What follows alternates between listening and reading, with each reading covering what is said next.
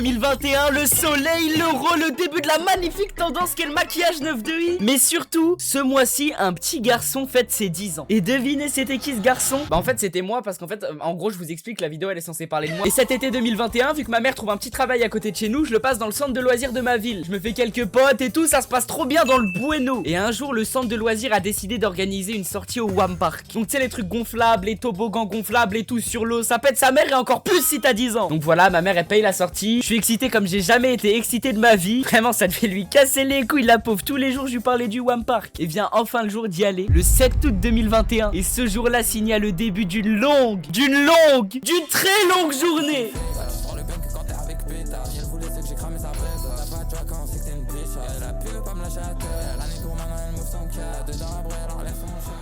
Donc voilà, on est le 7 août, il est 7h du matin et avec ma bande de 2-3 potes qui vous verrez auront leur importance dans l'histoire, on s'apprête à embarquer pour 1 heure de bus direction le Wham Park. Et donc on entre dans le bus et là, première galère, j'ai oublié mon maillot de bain chez moi. Non mais j'étais quand même sacrément con, je vais dans un putain de parc aquatique et j'arrive quand même à oublier mon maillot de bain. J'en parle donc à une animatrice qui me dit t'en fais pas Bill, et le Wham Park ils vont sûrement en avoir pour toi. Et à ce moment là dans ma tête je m'imagine deux scénarios horribles. Donc soit ils ont pas de maillot de bain au Wham Park et je vais devoir me retrouver comme un sgeg pendant 2 heures à regarder tout le monde s'amuser sauf moi, ou alors ils vont passer un maillot de bain de merde avec des petits dessins de la patte patrouille sur la bite qui va encore plus me la mouler, etc. Mais bon, on n'y est pas encore puisque pendant ce temps-là, dans le bus avec mes potes, on fait bien les gags. Ce qui nous vaut plusieurs remarques des animatrices. Mais bon, on a 10 ans donc on en a rien à branler. Et au bout de 50 minutes de trajet, on aperçoit enfin un petit panneau Wham Park. Donc là, tu connais, dans nos petites têtes, ça fait tilt et notre excitation fait un x72 puisqu'on sait qu'on va arriver incessamment sous peu au parc. Et enfin, après 1 heure de trajet, on aperçoit au loin toutes les structures gonflables du Wham Park. Et à ce moment-là, on sait qu'on va passer 2 heures exceptionnelles. Donc voilà, on descend, tout le monde prend son sac et en arrivant on se pose tous sur de l'herbe proche des structures. Là-bas on y dépose nos sacs composés d'un pique-nique, une serviette et pour ceux l'ayant pas oublié, leur maillot de bain. Et le premier truc que je fais après avoir posé mes affaires, c'est aller demander à un maître nageur s'ils ont un maillot de bain pour moi. Et Dieu merci, ils en avaient un normal sans dessin chelou et surtout qui moule pas la teub, et ça honnêtement c'est magnifique. Après avoir enfilé mon maillot de bain, je rejoins tout le groupe à l'endroit où il faut mettre les gilets de sauvetage. J'enfile le mien et j'entre pour la première fois dans ce labyrinthe qui était les structures gonflables du Wham Park. Et en arrivant sur les structures gonflables, je rejoins un ami à moi du doux nom de Noé. Et retenez bien son nom parce qu'il va grandement servir dans l'histoire. Du coup, Noé et moi, on fait le tour des structures gonflables au complet. Et pour vous situer un peu le bail, voici à quoi ressemble le parcours de structure dans les grandes lignes. Alors déjà, nous, on est là. Ici, il y a une sorte d'échelle au-dessus de l'eau. Après ça, on a une sorte de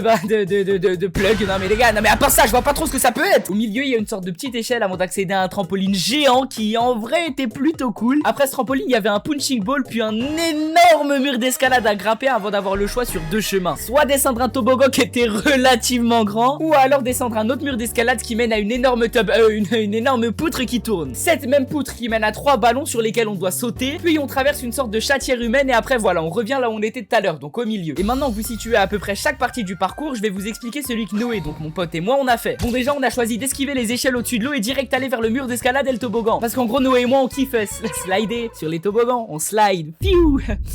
Donc on descend le toboggan, on revient au début du parcours et on décide encore une fois de vesquiller les échelles et d'aller directement vers le milieu pour faire du trampoline. Donc on passe par le punching ball sur lequel on montre aux babies du coin nos magnifiques talents en boxe. Ces mêmes talents qui ont impressionné 2 filles qui sont venues nous embrasser et ont vécu heureux avec beaucoup d'enfants parce qu'on aime trop baiser. Oui bon ok, avec nos soi-disant talents on a fait fuir toutes les babies du parc et même les mecs. Non mais c'est pour vous dire à quel point on boxait comme des sgags. Après on arrive au trampoline où on fait quelques sauts. Passe assez facilement les petites échelles après le trampoline. On arrive au plug qu'on s'est bien foutu dans le cul.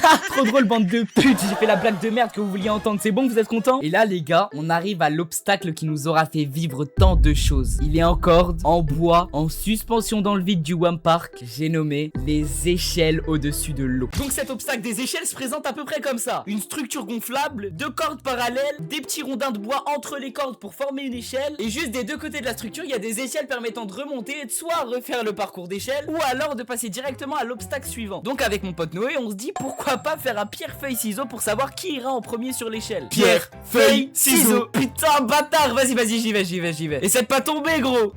Vas-y gros, t'abuses. Et là les gars, on pourrait penser que cette chute elle est anodine et que je vais remonter tranquillement. Mais pas du tout. Parce qu'à chaque fois que j'essayais de remonter l'échelle, elle partait avec tout mon poids en dessous de la structure gonflable. Et bon, j'ai essayé de remonter 1 fois, 2 fois, 3 fois. Et bon, on est vite monté à une vingtaine de tentatives pour remonter. Et Noé, voyant que j'arrivais pas à remonter, se fout un peu de ma gueule et se dit que bah pourquoi pas essayer de passer les échelles pour voir si je suis vraiment si nul que ça ou si c'est juste que les échelles sont vraiment dures à passer. Donc Noé se lance. Et là... Et les gars, faut savoir qu'aujourd'hui, je suis quelqu'un d'assez anxieux. Mais imaginez 5 ans plus tôt, mais les gars, quand Noé il est tombé à l'eau, j'ai fait une crise de panique, de baiser. J'ai prié de toutes mes forces pour qu'il arrive à remonter à l'échelle. Sinon, on remontera peut-être pas, personne viendra nous chercher. Et on restera jusqu'au soir, voire même jusqu'au lendemain au One Park. Donc là, Noé, il essaie de remonter une fois, 2 fois, 3 fois. On monte aussi pour lui jusqu'une vingtaine de fois. On essaye des deux côtés. Ma crise de panique s'intensifie et fait un fois 120. Noé, qui à la base n'est pas vraiment quelqu'un d'anxieux, commence aussi à paniquer. Donc tu vois, ça arrange pas trop le bail. Et un truc qui arrange encore moins les choses, c'est que pendant facile 20 minutes, on crie et personne nous entend. Ça nous terrifie encore plus et en plus de ça, on commence à avoir ultra froid aux jambes. Donc on commence à stresser parce qu'on se dit putain, si on fait une hypothermie et qu'on meurt au One Park, bah ça fait chier, ça fait très chier même. Et d'un coup, au moment où tous nos espoirs semblent éteints, on entend deux douces voix bien mielleuses nous dire Hey, are you okay? Et là les gars, bon déjà on était très heureux de savoir que des gens avaient entendu nos cris de désespoir, mais surtout, nos cœurs furent chavirés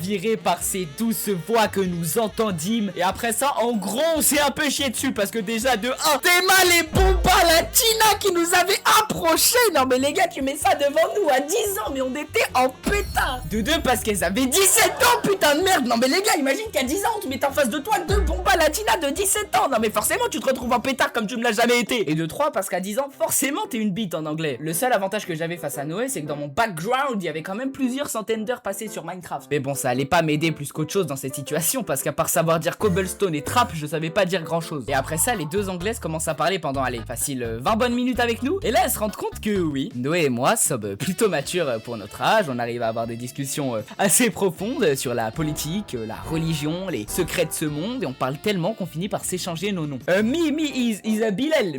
Bilal me and he is a Noé. C'est Noé. Oh, these names are so fucking beautiful. And what are your name at you? Oh, mine is Angela and her name is Laura. Oh wow, beautiful name. Beautiful name. Et après ça, dans un élan de confiance, on leur demande si elles peuvent nous aider à sortir de l'eau. Parce que oui, on parle, mais en attendant, Noé et moi, on est toujours bloqués dans l'eau sans réussir à remonter. Et tout à coup, les frères, Angela et Laura, les deux anglaises, nous tendent leurs douces et délicates mains. Moi et Noé sautons sur l'occasion pour saisir les mains. Et c'était la première fois qu'on avait un contact physique avec une meuf hors de la famille, donc croyez-moi qu'on était en pétard. Elle nous aide à nous relever et là déjà, premier petit flex en posant le pied sur les structures gonflables. Bah déjà, on est plus grand qu'elle. Non mais déjà, voilà, on passe pas pour des sgags auprès des premières meufs qui nous donnent un peu de gaz de notre vie. Et après ça, les gars, c'était le prime de la vie. On est resté toute la dernière heure qui nous restait ensemble, on courait sur les structures, on faisait des petites batailles d'eau, on sautait ensemble sur le trampoline. Et à un moment, Noé et moi, on a même descendu le toboggan avec chacun une des deux anglaises. Vraiment, c'était incroyable, les frères, en apprenant un peu plus à les connaître, parce que oui, en vrai, on a beaucoup parlé avec elles. On a appris que, bah, du coup, elle venait d'Angleterre, parce qu'on n'avait pas vraiment la confirmation de ça jusque maintenant. On a aussi appris qu'elle venait de Birmingham, donc une petite ville moyenne au centre de l'Angleterre. Et à un moment, les frères, les anglaises qui, je le rappelle, avaient 17 ans, elles nous ont demandé nos snaps. Je rappelle qu'on avait 10 ans à ce moment-là et qu'elles en avaient 17, mais bon, malheureusement, comme des petits gags, on avait oublié nos blazes sur Snap. Donc au final, elles ont jamais pu avoir le nôtre. Et vraiment, les frères, tout se passe bien, on est à la limite du flirt. Mais bon, comme on dit, toutes les bonnes choses ont une fin. Car pendant que Noé et moi, on s'amusait avec nos nouvelles babies, au loin, on entend une voix qui dit « Allez les enfants, on rentre !» Et là, dans notre petite tête d'enfant de 10 ans, l'heure qu'on venait de passer avec Angela et Laura défilait sous nos yeux. Les fous rires, les sauts sur le trampoline, les batailles d'eau, le punching ball, la discussion qu'on a eue quand Noé et moi, on était encore dans l'eau, le moment où on leur a tenu la main. Mais non, tout ça, c'est fini. On doit repartir, on se fait un dernier check et on repart vers les animatrices pour pique-niquer et puis rentrer. Et pendant le pique-nique, puis dans le bus du retour, puis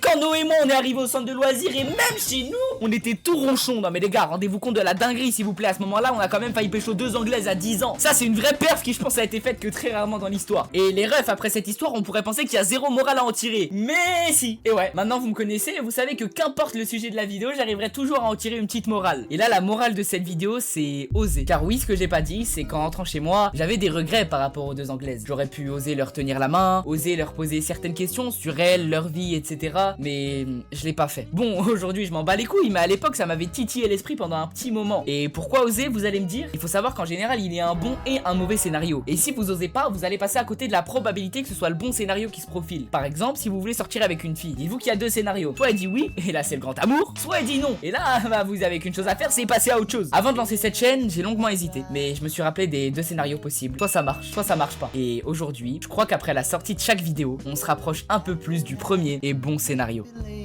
So she thought, well, my heart was on my sleeve.